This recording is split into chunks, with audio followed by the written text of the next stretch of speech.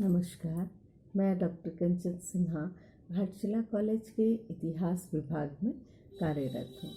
आज मैं UG semester 6 के बच्चों के लिए DSC 3 पेपर के अंतर्गत अरविंदो घोष ये टॉपिक को लेकर आई हूँ और इनके बारे में मैं आप लोगों को बताऊंगी।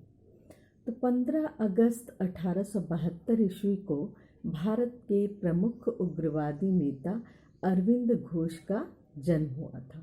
उनके पिता का नाम श्री कृष्णाधन घोष था और वे एक सफल चिकित्सक थे। उनके घर का वातावरण जो था वो पाश्चात्य सभ्यता से बहुत प्रभावित था, अतः उनके पिता उन्हें भी पाश्चात्य विचारधारा का बनाना चाहते थे और इसी कारण से अरविंद को मात्र 7 वर्ष की उम्र में वे इंग्लैंड भेज दिए और जहां उन्होंने 14 वर्ष तक अध्ययन किया। वे काफ़ी मेधावी छात्र थे और अंग्रेजी भाषा का उन्हें अच्छा ज्ञान था और पिता के द्वारा विवश किए जाने के बाद वे 1890 ईस्वी में भारतीय नागरिक सेवा परीक्षा जो ICS की परीक्षा थी उसमें उन्होंने बैठा और वे परीक्षा में तो शामिल भी हुए और उन्होंने सफलता भी हासिल की, लेकिन घुड़सवारी में वे जानबूझ करके असफल हो गए। तो लाला लाजपत राय ने लिखा है कि उनकी असफलता उनके देश के लिए ईश्वर की अनुपम कृपा थी।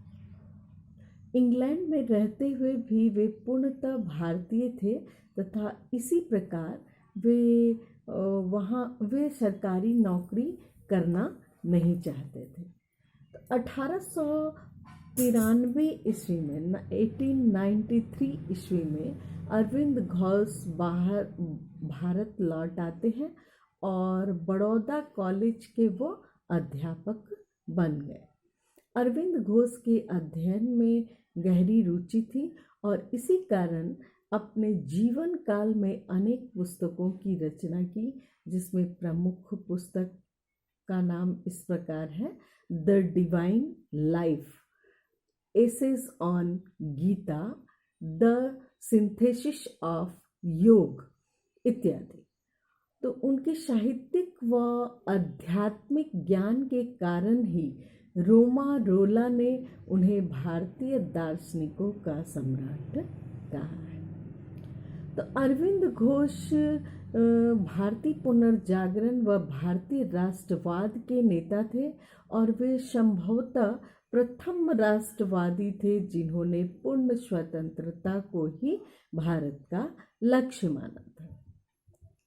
वे एक उग्रवादी राष्ट्रवादी थे तथा कांग्रेस की तत्कालीन उदारवादी राजनीति से संतुष्ट नहीं थे और इसी कारण उन्होंने 1893 से 94, 93 से 94 ईस्वी में न्यू लैम्प्स ऑफ ओल्ड लेख लिखे, जिसमें कांग्रेस की नीतियों की कटु आलोचना की गई थी।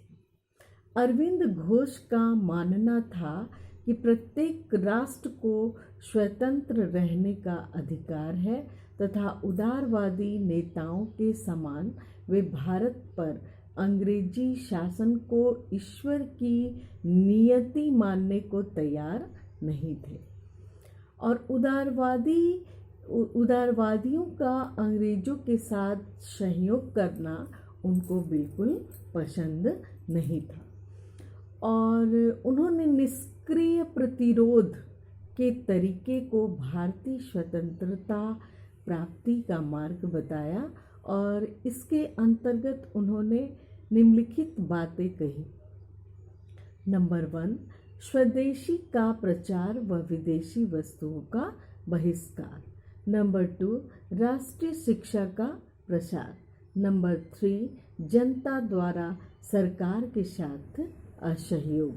नंबर 4, सरकारी अदालतों का बहिष्कार नंबर 5, सरकार को सहायता देने वालों की सामाजिक बहिष्कार। अपने द्वारा स्थापित इस पद्धति के विषय में उन्होंने कहा, यदि सहायता और मौन स्वीकृति क्रमशः सारे राष्ट्र में वापस ले लिए जाए तो भारत में अंग्रेजी सत्ता कायम रहना बहुत कठिन हो जाएगा।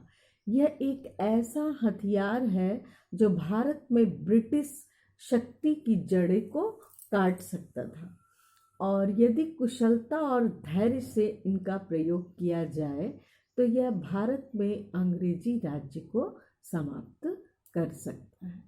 तो अरविंद घोष ने 1902 ईस्वी व 1904 के कांग्रेस अधिवेशनों में भाग लिए और 1905 में लॉर्ड कर्जन द्वारा बंगाल के विभाजन किए जाने पर सक्रिय राजनीति में वे कूद पड़े। अरविंद घोष ने लेखों के द्वारा बंगाल की जनता को जागरूक बनाया और वंदे मातरम नामक राष्ट्रीय पत्र, जिनको कि बिपिन चंद्र पाल ने स्थापित किया था, उसमें अरविंद घोष ने अनेक राष्ट्रवादी लेख लिखे। उन्होंने लिखा कि राष्ट्रीयता एक धर्म है जो ईश्वर से प्राप्त होता है, और इसी प्रकार उन्होंने लिखा कि हमारा वास्तविक शत्रु कोई बाहरी नहीं वरन हमारी अपनी शिथिलता या शिथिलता और कायरता है। तो राजनीति की आराम कुर्सी पर बैठकर विदेशी सत्ता नहीं हिलाई जा सकती है। 1908 ईस्वी में राष्ट्रवादी कार्यों के कारण उन्हें गिरफ्तार कर लिया गया, और किंतु आवश्यक सबूत न मिलने के कारण उन्हें मुक्त भी कर दिया गया था। 1901 ईस्वी में उन्होंने स्वयं को राजनीति से अलग कर अध्यात्म का मार्ग अपना लिया और पांडिचेरी में जाकर वे रहने लगे। अपना संपूर्ण जीवन उन्होंने आध्यात्मिक कार्यकलापों में ही व्यतीत कर दिया। 5 दिसंबर 1950 ईस्वी को पांडिचेरी में ही अरविंद घोष की मृत्यु हो गई।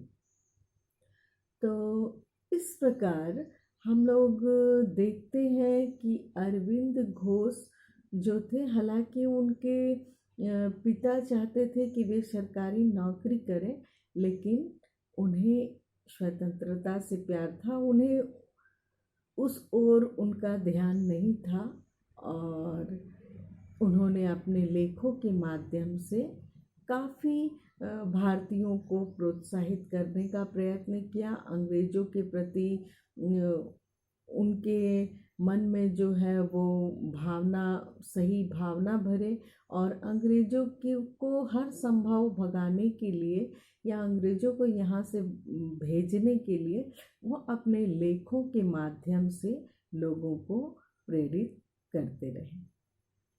Thank you.